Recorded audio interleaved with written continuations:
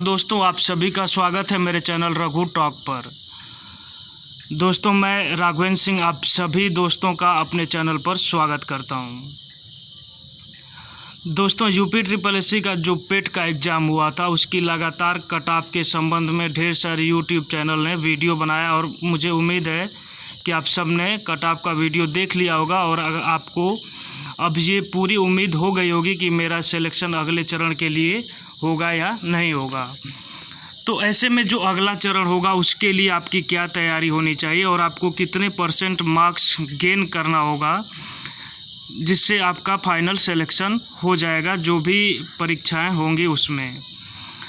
तो मिसाल के तौर पर अगर मैं आपको बताऊं तो जो वीडियो 2018 का एग्ज़ाम हुआ था उसकी जो कट ऑफ गई थी 211 नंबर कट ऑफ गई थी 300 में से। इट मीन्स अराउंड 70% जो मार्क्स आया था वो मार्क्स फाइनल सिलेक्शन दिलाने के लिए पूर्णतया महत्वपूर्ण था। इसी के क्रम में अगर हम देखें दूसरा जो एग्ज़ाम हुआ था लोअर 2019 का, उसकी जो कट ऑफ गई थी 206 नंबर 300 में से गई थी। तो उसको भी आप देख सकते हैं तो भी कट ऑफ अराउंड 70% के आसपास में ही थी। तो ऐसे में ये मायने नहीं रखता है कि पेपर आसान होता है या पेपर कठिन होता है, और जिन एग्ज़ाम में निगेटिव मार्किंग काफ़ी हद तक ज़्यादा होती है, जैसे जो वीडियो 2018 का एग्ज़ाम था उसमें जो और निगेटिव मार्किंग का रेशियो है वो हमें लगता है कि पूरे इंडिया में सबसे टॉप मॉडल का निगेटिव मार्किंग था, जो 1/2 इट मीन्स 50% निगेटिव मार्किंग थी। लेकिन जो आगामी परीक्षाएं हुई थी उसमें 1/3 जो है निगेटिव मार्किंग का प्रावधान था, और जो ये पेट था उसमें 1/4 का निगेटिव मार्किंग का प्रावधान था। तो अगर निगेटिव मार्किंग इतनी ज़्यादा होने के बाद भी 70% नंबर आपको लाने पर आपको फाइनल सिलेक्शन मिल जाता है यूपी के एग्ज़ाम में। जो अभी वर्तमान में जो एग्ज़ाम हो रहे हैं उसमें अगर आप कोई भी एग्ज़ाम देते हैं और अगर आप उसका 70% गेन करते हैं तो 70% आपको फाइनल सिलेक्शन दिलाने के लिए बहुत ही महत्वपूर्ण होता है। ये मैटर नहीं करता कि पेपर आसान है या पेपर टफ है, क्योंकि अगर आपको मैं मिसाल के तौर पर बताऊं तो आपने देखा होगा व्यवहारिक जीवन में कि जो लोग फास्ट बॉलिंग पर ज़्यादा तेज़ छक्के मारते हैं उनको अक्सर स्विंग गेंदबाज आउट कर देते हैं। तो जब पेपर आसान आता है तब भी लोगों को दिक्कत होती है और जब पेपर टफ आता है तब भी लोगों को दिक्कत होती है। तो ऐसे में आपका जो टारगेट होना चाहिए कम से कम क्या आपको औसतन 70% का ही स्कोर करने का पूरा प्रयत्न करना चाहिए, चाहे आप अपने घर पर बैठकर पेपर सॉल्व करते हो, चाहे आप जिस भी माध्यम से तैयारी करते हो। लेकिन आपको निगेटिव मार्किंग काटने के बाद 70% नंबर आप अगर किसी भी एग्ज़ाम में लेकर आते हैं तो आपके सिलेक्शन को कोई भी रोक नहीं सकता है।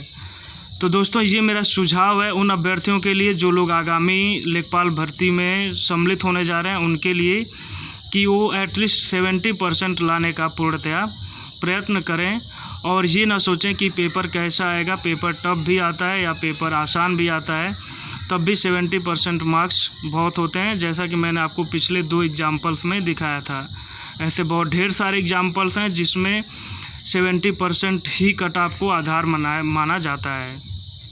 और इसमें मैं एक बात आपको और बता दूं कि जो 70% वीडियो एग्ज़ाम में कट ऑफ गई थी उसको आयोग ने माना था कि ये बहुत ज़्यादा धांधली होने के बाद भी 70% कट ऑफ गई थी। तो अगर आप सोच सकते हैं कि अगर एग्ज़ाम पूर्णतया पारदर्शी और निष्पक्ष तरीके से हो तो कट ऑफ कितनी जा सकती है। जबकि मेरा ये मानना था कि वीडियो एग्ज़ाम में कोई भी धांधली नहीं हुई थी, लेकिन फिर भी गवर्नमेंट ने माना और बोला कि इतनी ज़्यादा कट ऑफ कैसे चली गई है क्योंकि इसमें धांधली हुई थी।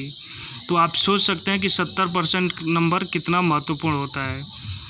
तो आप सभी के लिए मेरा यही सुझाव है कि आप लोग 70% मार्क्स के अकॉर्डिंग पूरी तरह से तैयारी करें, चाहे पेपर 300 का हो या पेपर 400 का हो, क्योंकि अभी तक आयोग ने ये जो अपना आगामी लेखपाल भर्ती परीक्षा के लिए नया सिलेबस जारी किया है और न ही ये बताया कि मेरा जो पूर्णांक होगा वो कितने नंबर का होगा। तो आपको इससे विचलित नहीं होना है, जितना भी पूर्णांक हो चाहे जैसे भी हो आपको 70% मार्क्स को लेकर आना है।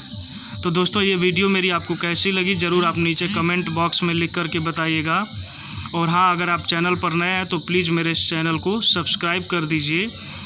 मैं आपको ऐसे ही समय समय पर जो भी ऑथेंटिक न्यूज़ है, जो भी ऑथेंटिक इन्फॉर्मेशन है, वो UP-SSC खास करके UP-SSC के वनडे एग्ज़ाम से उनसे मैं आपको अवगत कराता रहूँगा। तो आप सभी ने मेरा वीडियो यहाँ तक सुना, इसके लिए आप सभी का बहुत बहुत आभार। और साथियों, मिलता हूँ अब ऐसे ही एक अगले वीडियो में। तब तक के लिए मुझे इजाज़त दीजिए। नमस्कार, धन्यवाद। आपका दोस्त